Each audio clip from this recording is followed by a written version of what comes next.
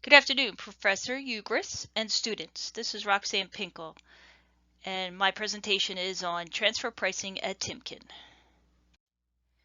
The history of the company. It was founded in 1899 by Henry Timken. It's headquartered in Canton, Ohio. Mr. Timken worked in the horse-drawn carriage industry, and he discovered that when the carriages were loaded with people, they would tip over when rounding a corner. So he decided to develop this tapered roller bearing to cure the problem, and those tapered roller bearings are pictured below. History of the company, which is still continued.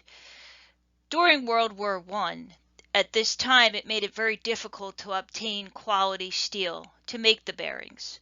So Mr. Timken decided to take a risk and build a steel plant to ensure a steady supply of high-quality steel for his bearings, and then he began supplying these bearings to the new automobile industry. The creation of the steel plant. In 1985, Timken built the Faircrest steel plant, and this plant became a model in the steel-making industry. Mr. Timken was able to slash some of the labor to produce the steel ingot. The plant also had a continuous heat treating facility which increased the quality of the steel for the bearings. And then he established Steel Precision Parts in 1993, and he was able to supply seamless tubing and bar steel to manufacturers in other industries. Timken's business segments. Well, in December of 1985, Timken replaced their functional structure with a divisional structure. Although the managers didn't really have a complete view of the business as a whole by doing this. So in 2000, Timken again organized or reorganized into 3 units: the automotive bearings, the industrial bearings, and steel. And he also had 4 corporate centers, which included finance, personnel administration and logistics, technology, and strategic management. The automotive industry. Timken became a major supplier to the automobile manufacturers all over the world. He supplied bearings for automobiles, light and heavy trucks, and trailers. He began to outsource the non-critical parts of the manufacturing process as a cost-saving measure. He wanted to save in cost. That's why he decided to outsource the non-critical parts. The vast majority of the bar and tube steel came from the steel division. Spindle screw machines were used to process tube steel into a green part, which were becoming dated. Automobile industry continued. Substantial waste that resulted from this process. Although it was waste, but it was able to be recycled to produce new steel. Bar steel was better suited for making smaller bearings, which also had lower raw costs and less scrap. So then managers decided to outsource forging and machinery operations on the bar steel and focus on processing the green part into the finished product. Transfer pricing. The steel division managers monitored the market price for tubing and bar steel industry-wide. They looked at the lowest market price, not the average price, because the lowest market price was the basis for intra-company transfer. And then every 2 years, sales and administrative costs were analyzed.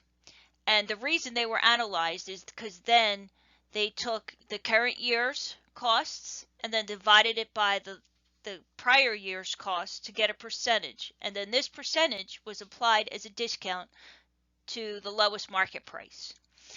And then this percentage represented the cost savings due to the lack of sales and administrative expenses for the internal transfers. Now, transfer pricing had some issues. Even though the steel division, they were the major producer of the high quality bearing steel in North America, and then the automotive division was their major customer. they purchased this high quality bearing for the bearings, the steel in North America. Um, the automotive management felt that the market-based transfers would be credible, but only if they could purchase this steel from outside suppliers, as the market prices might dictate due to their purchasing power. The steel division was already being squeezed on price by external customers, such as Caterpillar, GM, and Boeing, and they thought they wouldn't be harmed by the automotive division doing the same. Transfer pricing issues continued. Some competing bearings companies were obtaining green parts from Europe at the reduced prices and then completing the finishing operations in the U.S. Seeing this, both the automotive and steel divisions wondered if they should revamp their pricing strategy. So the question that the automotive and the steel divisions are asking themselves is, should they transfer at the full cost, or should they revamp their pricing? The automotive to industrial transfer. Industrial division bought their bearings from the automotive division at full cost. So both divisions shared manufacturing facilities. So accountants for both divisions had to calculate the manufacturing cost for each division based on each division's percentage of the use of the facilities. Now this minimum rule, it was the lowest price used for transactions that was between Timken Steel and external customers, and between other steel producers and their customers as its basis for internal transfer prices. Steel was to monitor all industry transfer prices. Interesting, Timken was the main steel supplier in the bearing industry. So therefore, they had few external customers to buy their bearing grading steel. Timken was its own best customer and supplier. Here is their major operating segments and stock prices. As you see, automotive bearing was 30% of their 33% of their sales, and they used the bearings on passenger cars, light and heavy trucks, as I mentioned before, also motorcycles, racing and recreational vehicles, and also the heavy trucks, heavy-duty trucks and trailers. Their subdivision, the industrial bearings, was 35% of sales, and industrial, retail, aerospace, and super precision, and their applications they used on railroad cars and locomotives, their rolling mills and farm construction equipment, aircraft, medical instruments, and then the steel was 32% of sales, and the products were steel of intermediate alloy, vacuum processed alloys, tool steel, carbon grades, custom made products. The Timken stock prices from 95 to 2002, as you can see in Exhibit 2 here, at December of 94, it was about 30.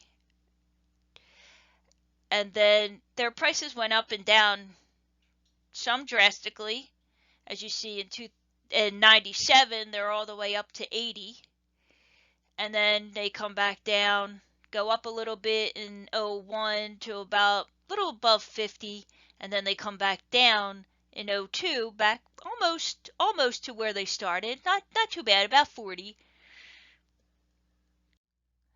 This is Timken's consolidated balance sheet for years ended December 31st, 2001 to 2002.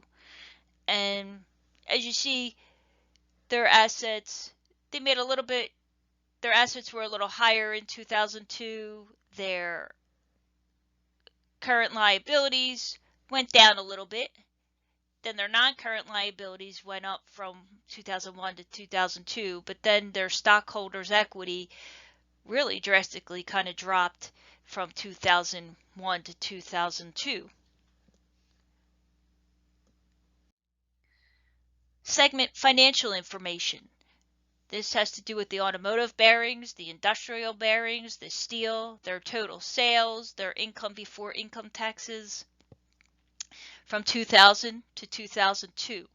Well, you see in 2000 they made 839,838, and in 2002 they went up a little bit, their sales from to 840,763.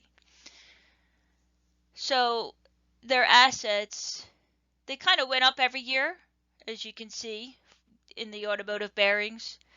The industrial sales went from, in 2000, from 923,477 to 883,534 in 2002. So they kind of went down a little bit. But their assets that they employed for at year end really drastically, kind of went up. From 2000 they were 944,493 to 1,051,053 in 2002. Steel, their net sales 879,693 in 2000, and then by 2002 they went to 825,778.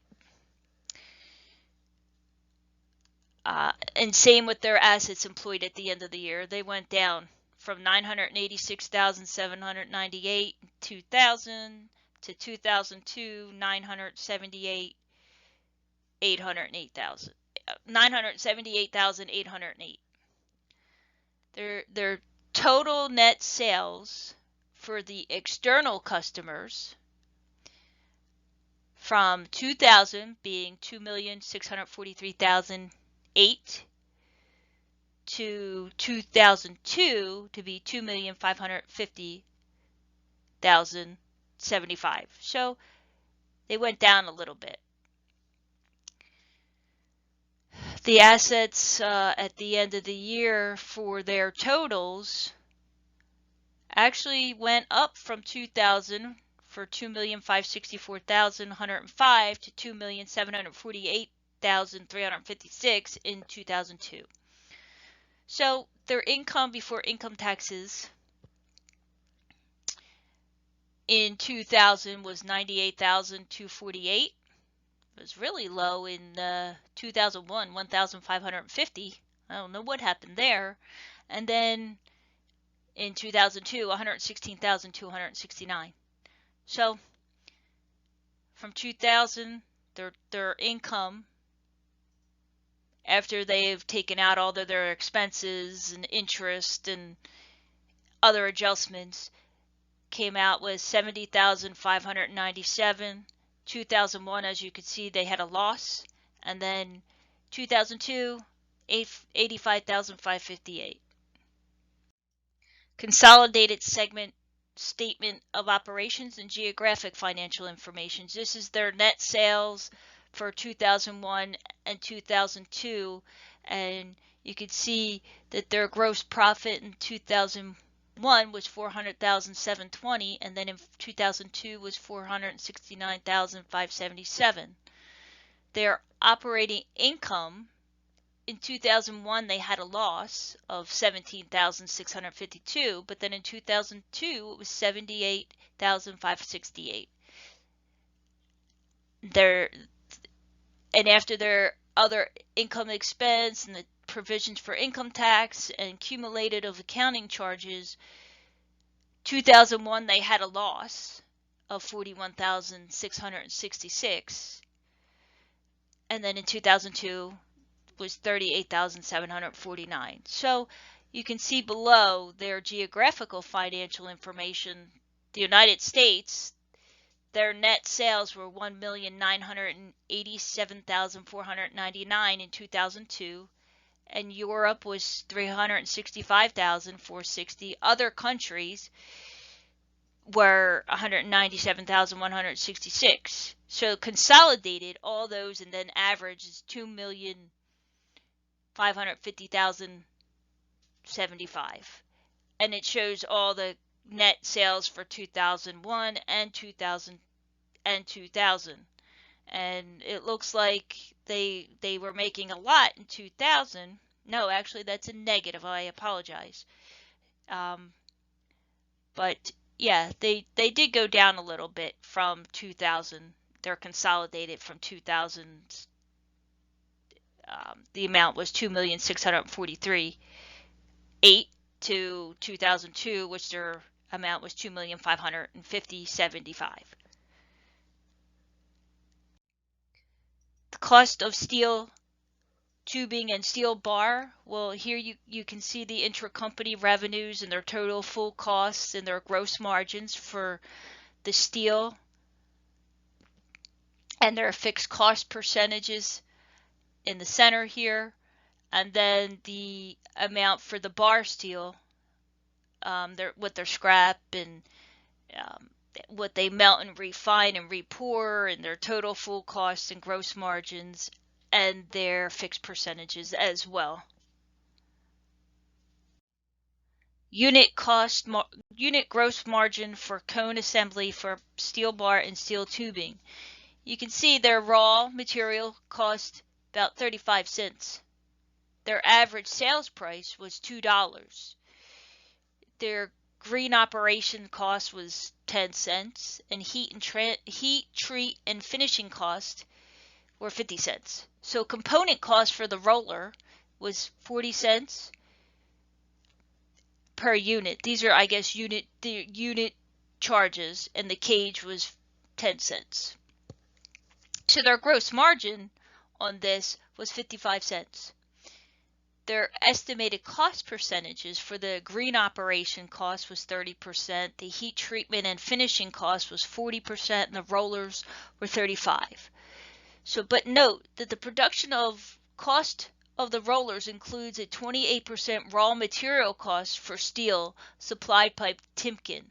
Raw material cost as a percentage of variable cost for rollers is 40%, as you can see above.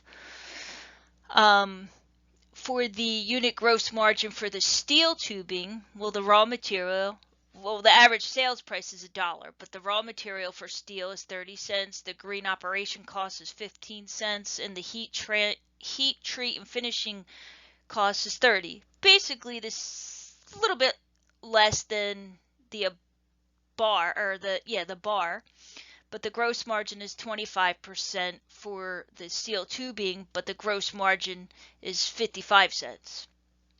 So the estimated fixed cost percentages for the tubing is 25% for the green operations, and heat treatment and finishing cost is 35%, which the heat treatment, you get a little bit more of a percentage for the steel than the tubing.